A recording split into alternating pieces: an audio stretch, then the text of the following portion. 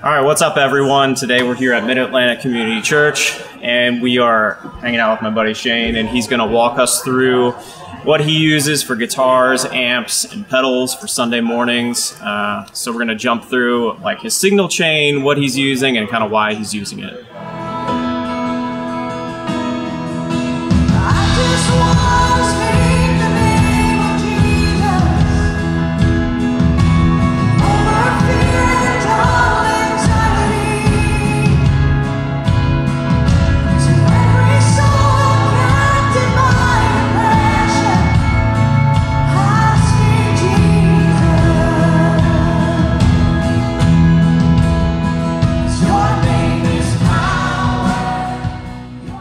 All right, Shane, so kind of tell us what guitar you're using, kind of why are you using it, and then we'll kind of go through your pedals too. Yeah, so this is my PRS SE30 Custom.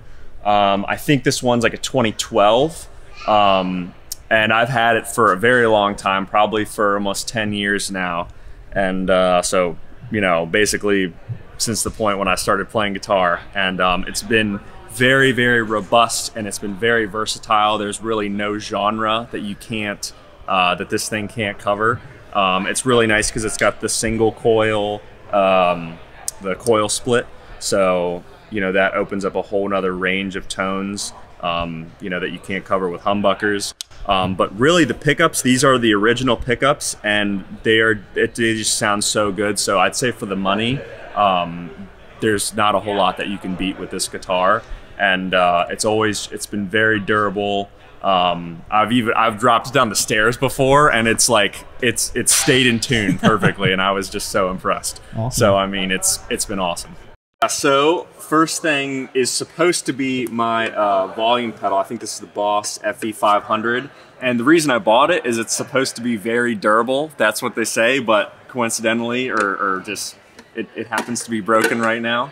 So there's a pin that goes through it, and so I need to fix that. But so right now I'm just going straight into my JHS Double Barrel, and so instead of using this for swells, I'm just doing volume knob swells. But the first part of the JHS Double Barrel is the Moonshine, and I really like that overdrive because it's got a lot more of like a raspy tone. So on songs like Let the Praises Ring, like that one, it's really great for that. And then from that, it's on the other side, it's got the Morning Glory, and most worship guitarists have heard of that. It's really awesome. It's one of those overdrives that's just like on all the time, very clean, just clear tone from that. And so the thing is, a lot of people like stacking overdrives a lot, and I've just never been, I've never really been into I just feel like with both of these, it kind of just gets a little bit muddy if you have, you know, the past 50% gain. So I usually just have one on at a time. And then after those, I have the OCD. The OCD is very versatile. You know, if you have the gain all the way down, it's very nice, clean, full sound, but then all the way up, you can get super raspy and even do some more like metal. What kind of parts do you usually use that for?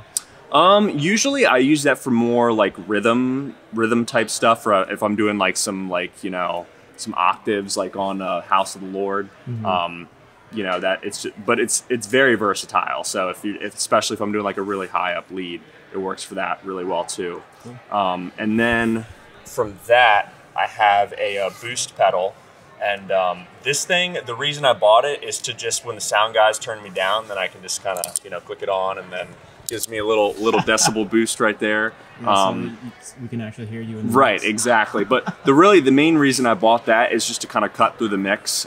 So when I have, if I'm using this for like a rhythm part, and then I have a lead coming up, then I have the that boost pedal to kind of click on, so I can kind of cut through the mix and you know, have a lead, whatever lead I'm doing, stick out. And then from that goes into the DD500, and so for the DD500, or you know what, after that goes into the HX Stomp. And so HX Stomp, it's got all of the same functions as the Helix. It's really awesome. So right now I'm just kind of using it for a couple amps and just kind of a through, but I've used it for modulation. It's got a lot of great digital delays. It's got a lot of reverbs. So it kind of goes into that. And then I have a stereo out send coming from that into stereo into the DD500. And with the DD500, that just covers everything that has to do with delay. So it's got this, I use the standard analog and the tape most, but the reverse is also really, really cool with the reverb. You can just get a lot of really nice ethereal swells out of that. And then I'm going stereo into the BigSky, and BigSky, my favorite preset on the BigSky is the plate. I use that like 50% of the time. I also kind of use the, obviously I have to have my fruit names, banana, like mangoes, God Rock, Saucy, you know, you gotta have the best preset names. Yeah. And so after the BigSky, I'm going stereo back into the HX Stomp.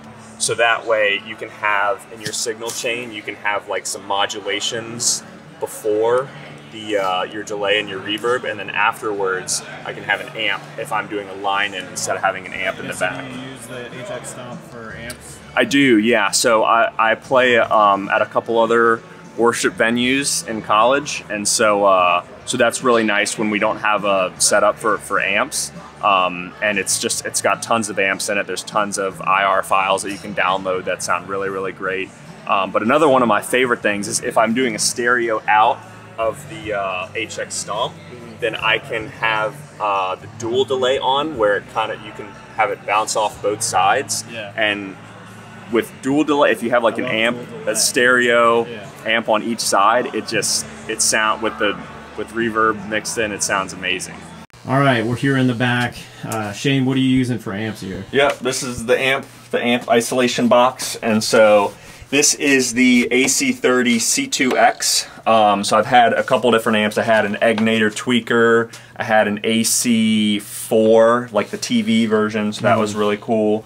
But this has been my favorite amp that I've owned. It's the C2X version of this has the Celestine Alcano Blue speakers in it, which are just absolutely. Do you know what this one has in it? Yeah, that's this one. Okay. So. Yeah, and I got a killer deal on it. I got it on reverb.com for like $700, and it needed new tubes, so I got some new tubes in it. And the downside is that it doesn't, with the on the top boost setting, it doesn't have like a knob for the mids. But the thing is, since we kind of have a volume issue with it in the first place, I usually am just using the lower setting, so it's not a huge issue. But I just love this amp because it just has that classic Vox tone. It's very chimey, and it works really well with what we're doing here. Thanks for checking out this video. If you want to see more videos like this, please like and subscribe. We're going to be doing more Sunday setup videos just like this one, and I'll see you all in the next one.